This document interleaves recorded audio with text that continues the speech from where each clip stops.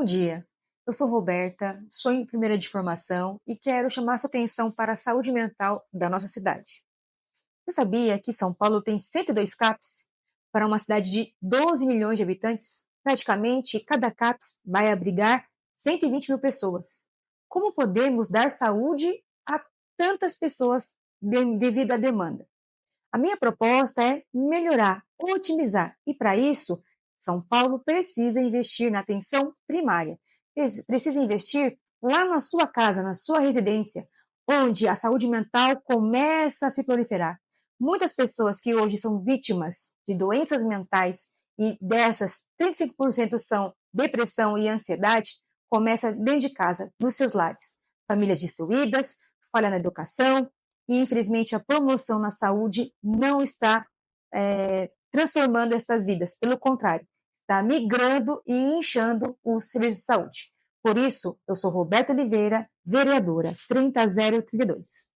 Olá, Suzana Queiroz aqui com você, eu sou psicanalista, estamos juntos aqui com as candidatas a vereadoras do Partido Novo, falando um pouco, discorrendo sobre o tema desse mês, que é Setembro Amarelo, saúde mental.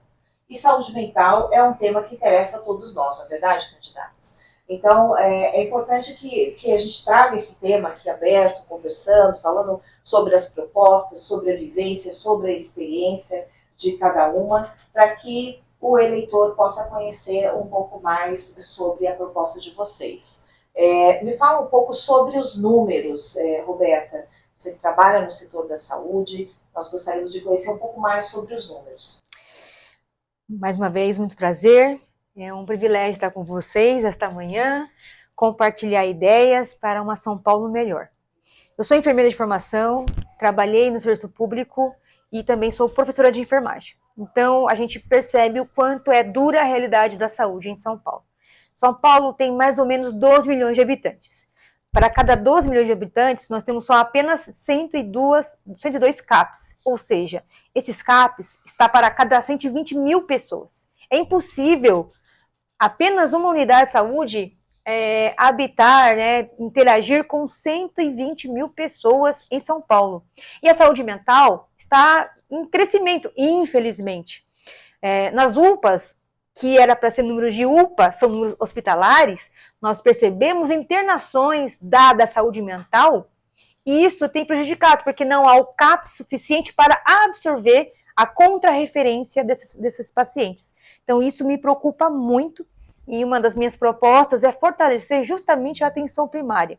Atenção primária, com as visitas domiciliares, com o apoio social, para que essas pessoas possam ser cuidadas lá nas suas casas, com a sua comunidade, e aqueles casos mais graves irem sim para os CAPs, mas uns CAPs fortalecidos com psiquiatras, psicólogos, enfermeiros, porque hoje há falta de profissionais de saúde para trabalhar e nós queremos que essa realidade mude. Além do que, combater as drogas. Que a droga também faz parte da saúde mental, infelizmente, porque criar dependência química. E nós temos visto que o governo está, em vez de banir, está permitindo que as pessoas usem drogas, né? Haja visto que o próprio ministro do STF disse que por ele as drogas é como se fosse um cafezinho, né? E por ele poderia ser facilmente facilitada para todos, mas os leitos hospitalares que deveriam estar com pessoas doentes, enfermas, estão trazendo pessoas com problemas psiquiátricos graves e isso prejudica a saúde. Então vira uma bola de neve sem acaba fundo. Tendo uma alta demanda, né? Já tem uma demanda grande e soma-se a uma outra demanda que poderia ser controlada, que poderia ser combatida. E pensando então nessa questão também da saúde mental em relação às crianças, em relação às escolas, a candidata Nilceia, eu gostaria de ouvir um pouco mais sobre a sua proposta, nessa visão mesmo da saúde mental nas escolas, na questão da educação, do aprendizado. O que você traz na sua proposta nesse tema, Nilceia? Bom, primeiramente é uma felicidade estar aqui com vocês, podendo conversar sobre esse assunto, né? E então, meu nome é Nilceia, eu sou geógrafa de formação e depois que eu me tornei mãe, eu resolvi fazer o Kid Coach e também facilitadora de conto-expressão, que é uma metodologia que utiliza contos, né, contos de fadas variados, e uma atividade expressiva ali, né, uma oficina aproveitando a história do conto. Com esse repertório, o que eu pretendo é trazer para as escolas esse tipo de ferramenta para que as crianças comecem a ter uma interação melhor, porque a gente vê muito a violência interna mesmo, né? O bullying, né? As ofensas, até a agressão física mesmo, e entre crianças e adolescentes, né? Um despreparo também, às vezes, de muitos professores, né? Que não têm uma formação nessa questão da educação emocional. Então, assim, trazer esse tipo de trabalho que é uma forma lúdica, que é uma forma que a criança vai se sentir, a criança e o adolescente, se sentir parte ali de uma atividade, e até os professores também, gestores. Então, assim, existem formas, né, de a gente envolver os grupos, todo mundo, todos os grupos que estão na escola. E a educação emocional, ela é assim, ela é a base para esse tipo de ferramenta, né, vamos dizer assim. Então, a partir daí, porque a gente sabe que as famílias estão desestruturadas, existe um índice muito grande, né, como ela já comentou, a ameaça das drogas também, que bate à porta da escola e muitas vezes entra, né, na escola com os adolescentes. Então, assim, se a gente conseguir criar uma estrutura mais resiliente dessas crianças, desses adolescentes, vai começar a ser uma certa proteção, né? Como se você aos poucos vai criando um escudo. Então, assim, esse é o meu principal objetivo, né? E uma das questões também é envolver mais aquela coisa como a gente era antigamente, a gente brincava mais, né? Em contato com a natureza e tudo. Então, assim, isso algumas escolas poucas fazem, mas não é um projeto assim, né, amplo. Fica por questão ali de um professor ou uma diretora que resolve abrir ali. Então, se a gente conseguisse criar um projeto mais, né, para a cidade toda disso, eu estou muito entusiasmada assim com essa ideia, né? Muito interessante falar sobre essa interação entre saúde, educação, e lembrando também que a gente não pode deixar de olhar também para a família, né? Como foi dito aqui pela candidata, essa assistência de saúde à família, essa parceria da escola com a família. Então, eu gostaria de, nesse viés, ouvir um pouco sobre a candidata aqui, a Janiele, pegando esta soma entre a educação, a base familiar, qual é a sua proposta, o que você quer comunicar para a gente aqui hoje, falando assim, sobre a saúde mental. A gente sabe que o ambiente familiar, ele influencia muito também o aprendizado, a conduta da criança. Fala um pouquinho para a gente. Olá, meu nome é Janiele Silva, eu sou candidata a vereadora, meu número é 30330. E assim, a minha proposta, a minha luta é para que as crianças sejam alfabetizadas na pré-escola. Mas isso também entra a parte mental, né? Porque se a criança não tem saúde mental, se ela não é avaliada, se ela não é acompanhada por um especialista, né? Um psicólogo, um psiquiatra, que acompanha essas famílias nos seus lares, no seu desenvolvimento, não tem como essas crianças saírem do lugar. Tem esse outro lado, tem as crianças realmente que precisam somente de aprendizado, de um conhecimento, e tem crianças que precisam de um cuidado a mais para poder ter esse aprendizado mais bem absorvido. Como minha mãe tem Alzheimer, e nosso Setembro Amarelo fala sobre saúde mental, a minha mãe, ela tem Alzheimer e ela tem 91 anos, então ela não lembra mais de ninguém, em termos de filho, de neto, de bisneto. E a gente vê que as crianças, né, nossos sobrinhos netos, eles sentem uma certa dificuldade com a minha mãe pelo fato dela não lembrar deles mais. E assim, eu creio que nós temos que cuidar agora, na primeira infância, para que quando nós tivermos, né, eu estou com 52, minha mãe com 91, quando nós estivermos na idade da minha mãe, no caso, a nossa saúde mental esteja em dia, esteja bem, esteja cuidada, para que a gente não adquira o Alzheimer, uma vez que o Alzheimer ele pode ser hereditário, mas ele também pode ser adquirido, né? Tem estudos que ele pode ser adquirido também, que tem exames que detectam o Alzheimer antes dele começar a se desenvolver de forma mais dura. Então, eu chamo a atenção nesse mês para as famílias, os pais, os avós também, que dê uma olhada na alimentação, temperamento, forma de ser, tudo isso tem que ser bem avaliado. E o governo entrar também, né, com recursos para um cuidado e uma saúde mental mais equilibrada. É isso que eu tenho para falar. Eu agradeço a oportunidade assim, de estar aqui no podcast com minhas colegas, né, de bancada. Eu espero, lá na frente, nós todos sejamos eleitas. E com a Suzana, que é terapeuta, que está conduzindo também o nosso trabalho hoje. E é isso que eu tenho para alertar as famílias, né? Muito bom, Janiele.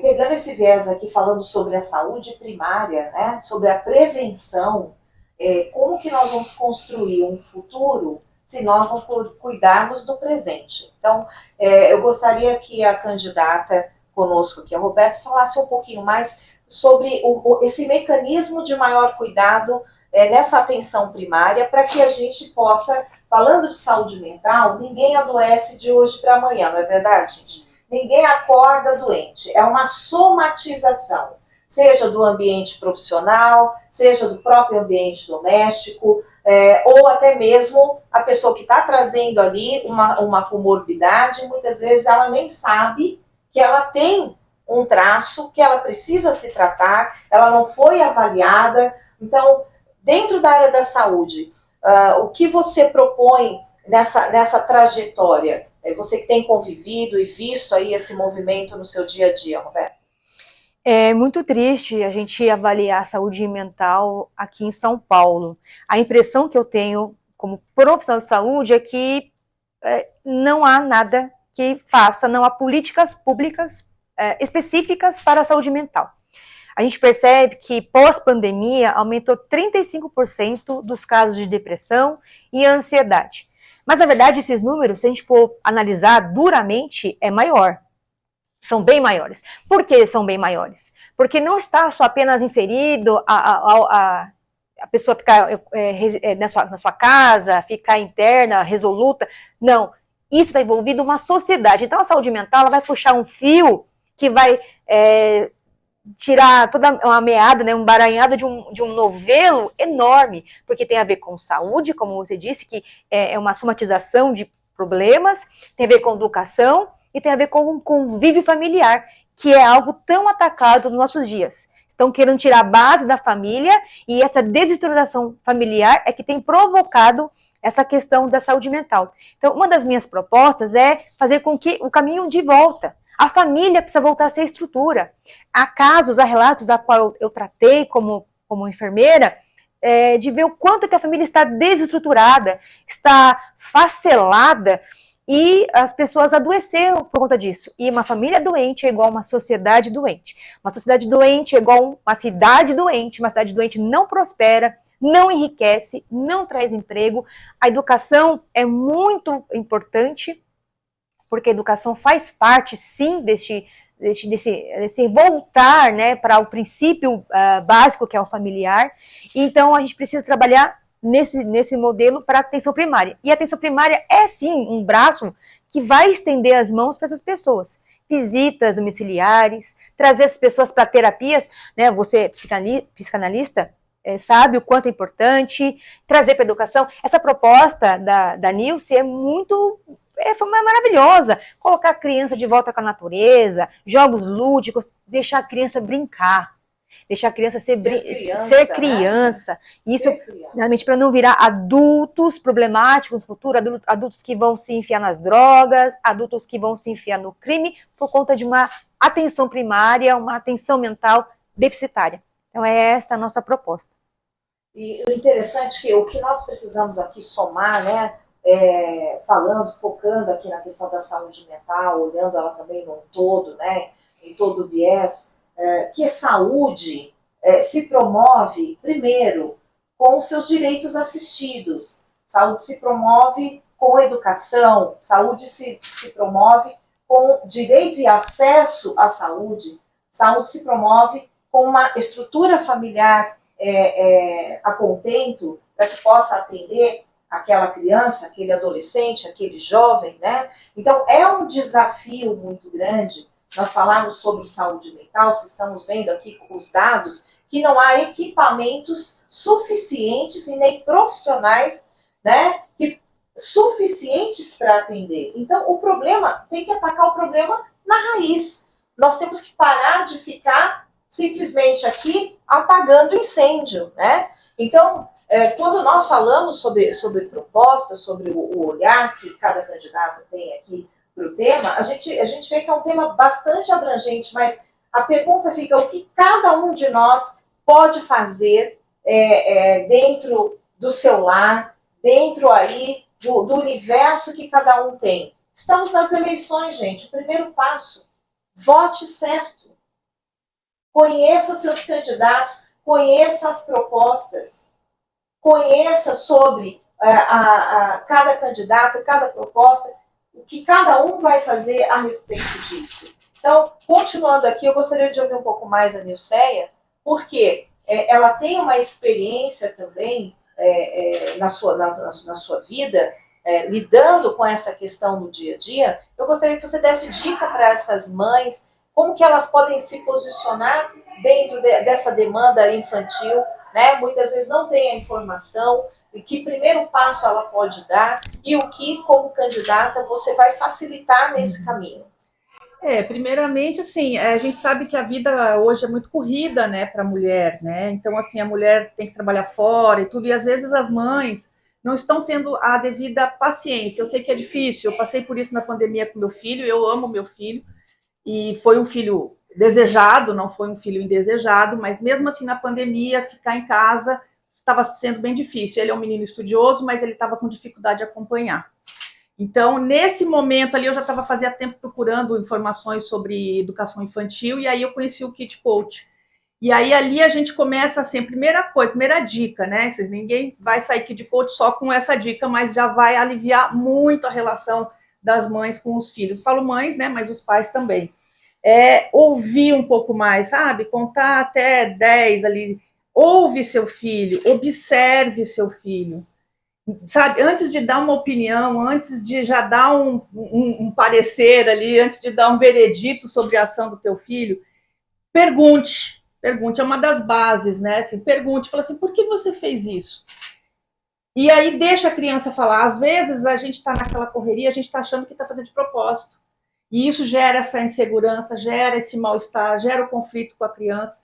Então, assim, uma dica básica assim, é dar uma respiradinha, procura ouvir um pouco o que a criança tem a dizer. E, assim, tem muito mais coisas que precisa ser feito, né? Porque as crianças que, às vezes, vivem nesses lares desestruturados e assim, a gente está na correria, as pessoas perdem referenciais, os adultos estão perdendo referenciais. Então, não passa esses referenciais para as crianças.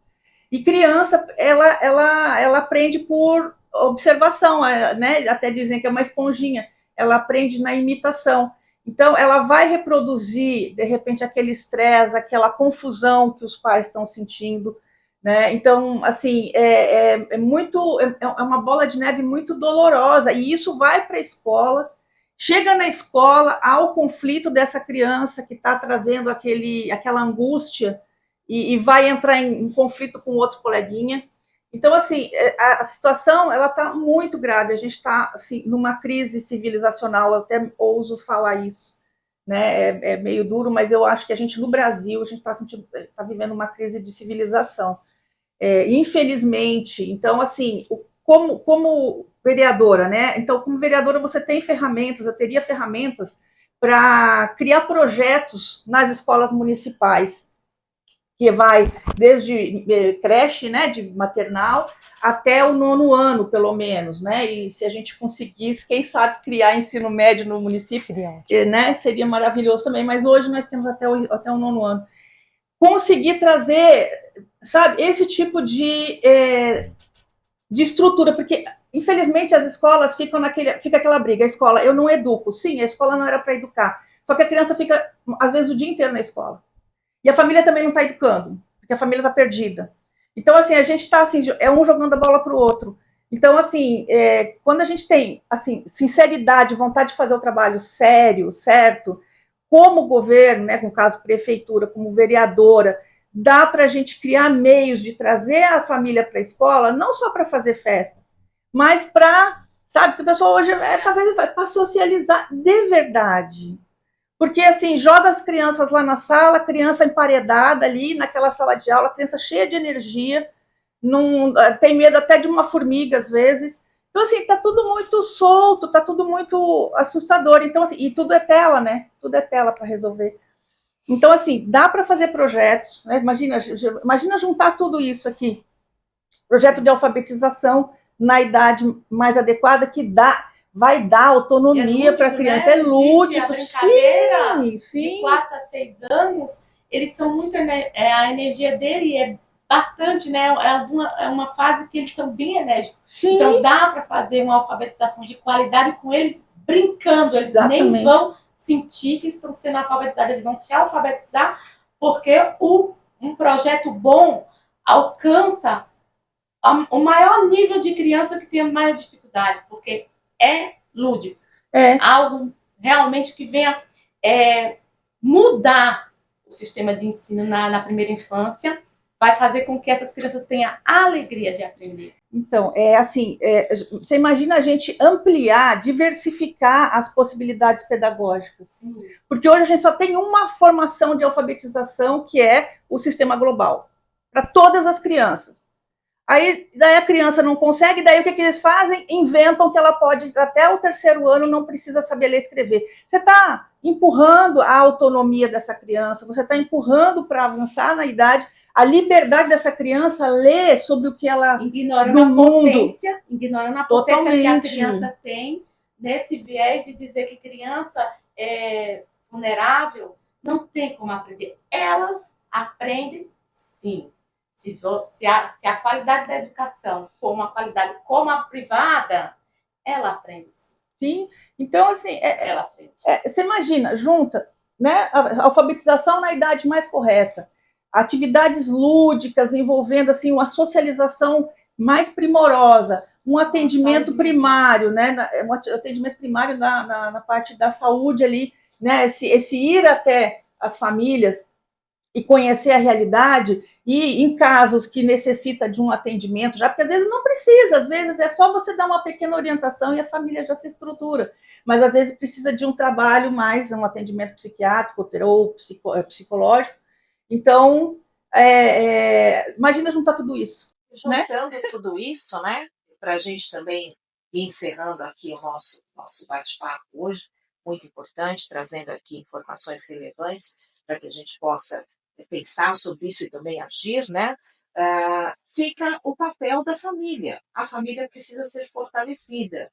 A família ela precisa trabalhar em conjunto com a escola, trabalhar em conjunto com a educação, né? Então, acompanhar o desenvolvimento da saúde mental dessa criança, né? Observando os comportamentos, as dificuldades, se ela tem algum déficit de aprendizagem, promovendo um ambiente para que ela possa ter facilidade de se sentir importante, de se sentir parte. O ser humano precisa estar inserido, seja em qual ambiente for, num lugar onde ele se sente parte, né? Então, isso começa em casa, mas a sociedade ela se estende. A partir que eu abro a porta, eu estou me estendendo para a sociedade. E eu tenho que ir bem, amparado, fortalecido.